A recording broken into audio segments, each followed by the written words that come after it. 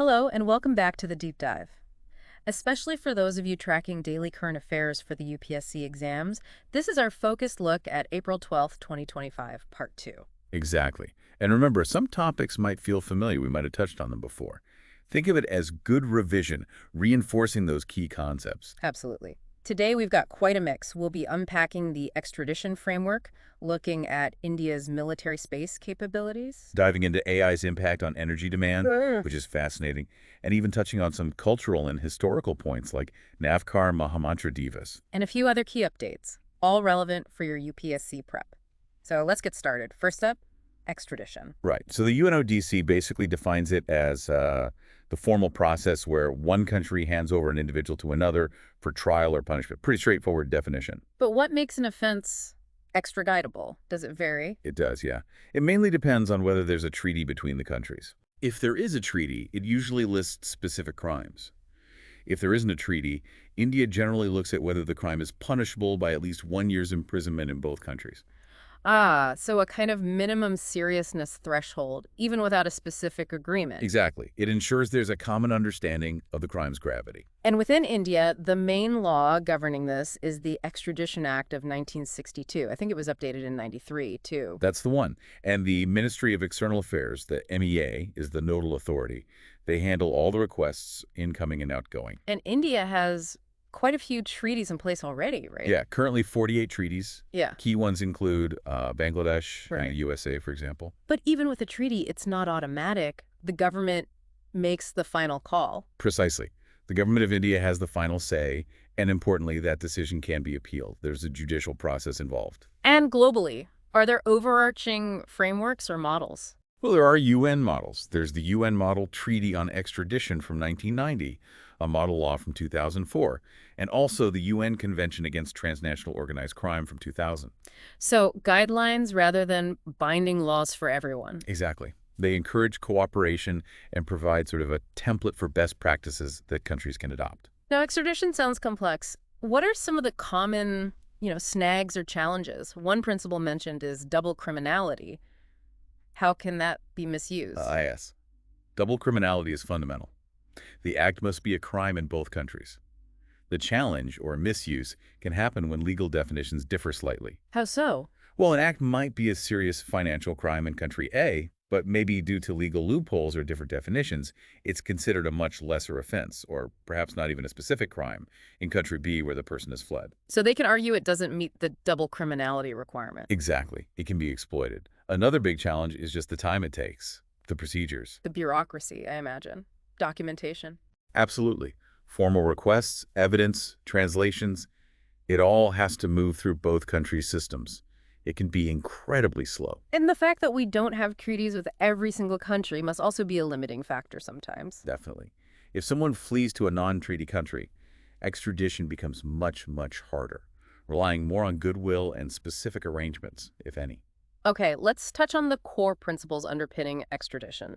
Things like fair trial, reciprocity. Yeah, these are safeguards. Fair trial means the person should get due process in the requesting country.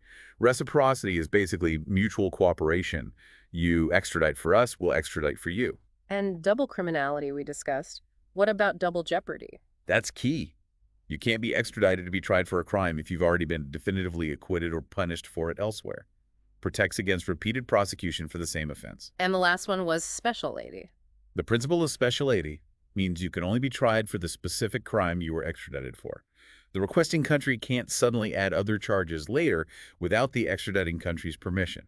Keeps the process focused and prevents misuse. Exactly. And we saw a practical example recently with the extradition of a 2611 terror accused from the U.S. to India.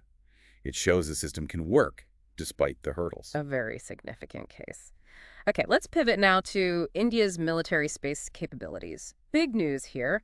52 new military satellites announced, plus a new military space doctrine. The focus seems heavily on ISR intelligence, surveillance, reconnaissance. That's right. 52 satellites. How? That's a major expansion. It really signals how critical space is becoming for India's defense and intelligence gathering. Enhancing ISR from space is clearly a top priority. India already operates some important assets like GSA-7 Rukmini and GSA-7A Angry Bird. And the RISAT series, the radar imaging satellites, yes, these have been foundational. So these 52 new ones are a significant upgrade. What do we know about them? Well, it looks like a joint effort between ISR and the private sector, Hmm. which is interesting in itself. They'll be equipped with advanced tech synthetic aperture radar, Yeah. for sensors, high-res imaging, uh, works. And they won't all be in the same place. Deploying across different orbits, LEO, MEO, maybe GEO. Why is that important? That multi-orbit strategy is crucial for resilience and coverage. LEO gives you really detailed images because it's closer. MEO offers wider coverage. GEO gives you persistent stare capability over a specific area. So a layered approach. Exactly. It means you get different kinds of data, constant coverage, and it's harder for an adversary to knock out your entire capability if satellites are spread across different orbital regimes, more resilient. And this is all guided by the new military space doctrine. What's the core purpose of that? It's essentially the guiding policy. It outlines how India plans to use space for military needs, monitoring threats, tracking adversary movements, gathering real-time intel beyond our borders. Does it also address threats in space? Yes, very much so. It tackles issues like anti-satellite weapons, the danger of space debris, and even electronic warfare in space. It acknowledges space isn't just for looking down, it's a domain that needs active protection. And India did demonstrate anti-satellite capability back in 2019, right? Mission Shakti. Indeed. That test made India the fourth nation with proven ASAT capability, sending a clear signal about protecting its space assets. So what are the immediate strategic needs driving this big push in space ISR? Well, think about our borders. Monitoring the mountainous terrain with Pakistan and China is a huge challenge from the ground. Space gives you that persistent overhead view. Makes sense. And the Indian Ocean region, too, maritime surveillance. Absolutely critical. Tracking shipping, naval movements, illegal activities across that vast expanse. Space is indispensable for that. Plus countering newer threats, hypersonic missiles, UAVs. Exactly. Detecting and tracking those fast, sometimes stealthy threats requires sophisticated sensors, the kind these new satellites are expected to have. Advanced imaging, advanced sensors. And the mention of synthetic aperture radar, SAR, that's important for all-weather capability. Hugely important. SAR can see through clouds, darkness, even light foliage or sand to some extent. Optical satellites are useless if it's cloudy. Right. SAR provides reliable imagery regardless of weather or time of day, essential for consistent monitoring, especially in monsoon regions, or for detecting hidden assets. Right. Game-changing capability there. Okay, let's shift topics again to AI and energy demand. An IEA report flagged a massive potential increase in data center energy use, doubling by 2030, largely because of AI. We're talking about 945 terawatt hours. It's a staggering number, and it makes sense intuitively. Yeah. Training these huge AI models, Yeah. running them, it takes immense computational power, and that means immense electricity consumption in data centers. But it's not just AI using energy, is it? The report also talks about AI helping the energy sector become more efficient. That's the other side of the coin, and it's crucial. AI can actually optimize things across the board, like making oil and gas exploration more targeted, balancing electricity grids, especially with more renewables coming online, which can be unpredictable. Improving industrial efficiency, too. And buildings? Yes, exactly. Making factories run smarter, optimizing heating and cooling in large buildings. There's huge potential for energy savings driven by AI. And meeting this rising demand from data centers, renewables are expected to play a big role. The IEA expects about half the growth to be met by renewables, yeah, but natural gas and nuclear are also seen playing significant roles. It highlights the need for clean energy to power this digital expansion. So AI isn't just a consumer, it's potentially a tool for emission reduction. Can you give some examples from the report? Methane leaks, maybe? Right. AI analyzing satellite data can pinpoint methane leaks from oil and gas facilities much faster and more accurately than before. That's a potent greenhouse gas, so stopping leaks quickly is a big win. What about power plants, even fossil fuel ones? Yeah, AI can optimize the combustion process in, say, natural gas plants to make them run more efficiently, burning less fuel for the same power output, cutting emissions. And in heavy industry like cement. AI can optimize the manufacturing process, maybe tweaking the mix of materials or kiln operations. The report mentioned efficiency gains over 2% in some cases, which adds up in energy-intensive sectors. Transport, too. Route planning? Definitely. Optimizing delivery routes, encouraging fuel-efficient driving habits through AI feedback, managing EV charging networks. The report cited efficiency gains of 5–10% in some transport applications. But it's not all smooth sailing. There are challenges to using AI this way in the energy sector. supply chains for AI hardware. That's a big one. The critical minerals needed for advanced chips are often sourced from just a few places. That creates vulnerability, geopolitical issues, trade disputes, even extreme weather could disrupt supply. Infrastructure issues, too. Data access, skills gaps. Yeah, the energy sector needs robust digital infrastructure to collect and process the data AI relies on. Plus, you need people who understand both energy systems and AI, and there's a shortage of that expertise. Security concerns are also paramount. And we're back to that paradox. AI drives up energy demand, but also offers solutions. A tricky balance. It really is. Yeah. We need to deploy AI for efficiency while ensuring the energy powering the AI itself gets cleaner. It's the central challenge. And cybersecurity is a major worry, with everything becoming more digital and connected. Absolutely. As the grid gets smarter and more interconnected and uses AI for control, it becomes a bigger target for cyber attacks. And AI could even be used to launch more sophisticated attacks. So securing that infrastructure is non-negotiable. Okay, let's move to Navkar Mahamantra Divas, a celebration of spiritual harmony through chanting the Navkar Mahamantra. Yes, it's a very central mantra in Jainism. What's interesting is it's not about asking a deity for something, but rather offering reverence to 5 types of spiritually elevated beings. The Arahant, Siddhas, Acharya, Upatayas, and Sadhus. Can you briefly explain who they represent? Sure. Arihants are enlightened beings still in human form who've attained perfect knowledge. Siddhas are the fully liberated souls, free from karma, achieved moksha. Acharyas are the heads of the monastic orders. Upadhyayas are the revered teachers of scriptures. And sadhus are the monks and nuns actively practicing asceticism for liberation. And this ancient mantra apparently inspired the Prime Minister to propose 9 resolutions for a new India. That connects spirituality to national goals. It does. The idea is that the core ethical principles within Jainism, reflected in the mantra, are relevant to modern challenges. The resolutions touched on things like water conservation, promoting local goods, healthy living, helping the needy, applying timeless ethics to current issues. Let's unpack some of those core Jain principles. Paraspartopagraho Jivanam, the interdependence of life. Very relevant today. Incredibly relevant. It speaks directly to ecological balance, biodiversity, the need for global cooperation on environmental issues. It's the idea that all life is interconnected and mutually supportive. And ahimsa, nonviolence. Its connection to peace is obvious, and Mahatma Gandhi was influenced by it too.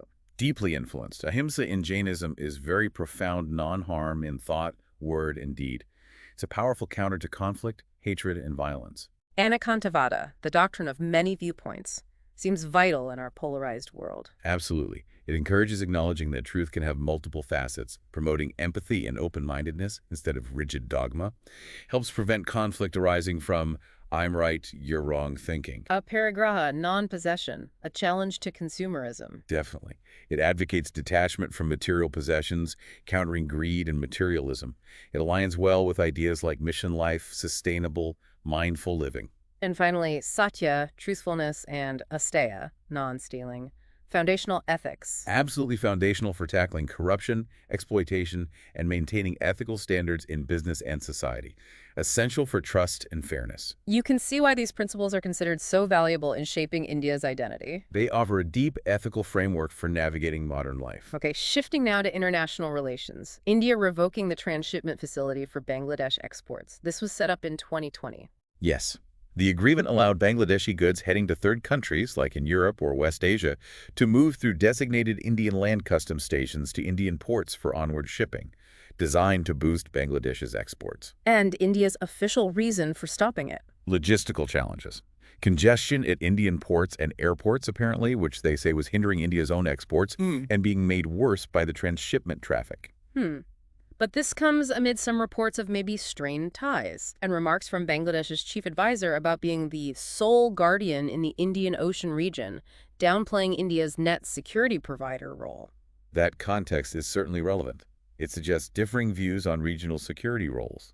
India has long positioned itself as a net security provider in the IOR. Based on its location, coastline, proximity to choke points? Exactly. Its central position is key.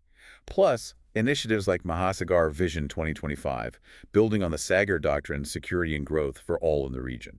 And India has been active in maritime security, anti-piracy, etc., and providing humanitarian aid. Like after the 2004 tsunami, the Maldives water crisis, helping Sri Lanka recently. Yes, those actions have built India's reputation as a reliable partner and first responder in the region. It underpins that net security provider concept. But it's not unchallenged. China's growing influence the string of pearls idea. Ports like Hambantota, Gwadar. That's a major factor. China's expanding economic and strategic footprint across the IOR definitely presents a challenge to India's traditional influence. Regional instability in neighboring countries can also complicate things. For sure, political or economic instability in Pakistan, Bangladesh, Sri Lanka creates a complex environment for India's regional role. And non-traditional threats, drug trafficking from the Golden Crescent Triangle. Yes, proximity to those major drug routes poses significant security challenges that require regional cooperation to manage. Piracy, too, though less prevalent now in some areas. Right. Now for something completely different. Green oceans. A study suggests Earth's oceans might have been green billions of years ago during the Archean Eon. It's a fascinating idea. Based on the conditions back then, crucially, a lack of free oxygen in the atmosphere and oceans. And that lack of oxygen led to green seas. How? Well, without oxygen, iron dissolved readily from rocks and volcanoes into the seawater. Then, early photosynthetic bacteria started producing oxygen as a byproduct. Okay. This oxygen reacted with the dissolved iron, oxidizing it to ferric iron. The hypothesis is that this oxidized iron, probably as fine particles, absorbed red and blue light and reflected green light, making the oceans appear green. Wow. So dissolved iron plus early oxygen, green water. And cyanobacteria evolved in these conditions? Yes, these early photosynthetic microbes use chlorophyll, but also another pigment, phycoerythrobilin, PB. PB is good at absorbing green light. So having PEB was an advantage in a green ocean. Exactly. It allowed them to thrive and photosynthesize effectively. And of course, these cyanobacteria eventually oxygenated the atmosphere, changing everything. Incredible. The study also mentioned potentially purple or red oceans in the past? Yeah, depending on the specific chemistry, high sulfur might have supported purple sulfur bacteria. Intense weathering or red algae blooms could have caused red phases. Early Earth was chemically very different. And today they're blue because water absorbs longer wavelengths and scatters the blue light. Precisely. A long journey from green or purple seas to the blue planet we know. Okay, let's quickly run through some other important updates for UPSC aspirants. PM POSHAN scheme, the midday meals, saw a cost increase. Yes, a 9.5% enhancement in the material cost per child per day. It's a key, centrally sponsored scheme for nutrition and education in elementary schools and balvatikas.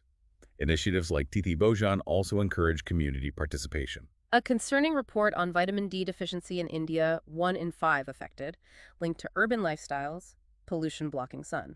Yes, it's a significant issue. Less sun exposure due to indoor work, urban living, and air pollution are major factors. Vitamin D is crucial for bone health, calcium absorption. Awareness and sensible sun exposure are key. April 11th was Mahatma Jyotirao Phule's birth anniversary, a major social reformer. Absolutely. A pioneer against untouchability in the caste system. Huge contributions to education, especially for girls. Started one of the first girls' schools in 1848. Founded the Satyashotak Samaj in 1873. His writings like Gulamgiri are powerful, a champion of equality and social justice. Briefly, diatoms. What are they and why are they important? Single-celled algae with silica shells. Hugely important ecologically. Major oxygen producers, form the base of aquatic food webs, key in carbon fixation. They're also sensitive indicators of water quality.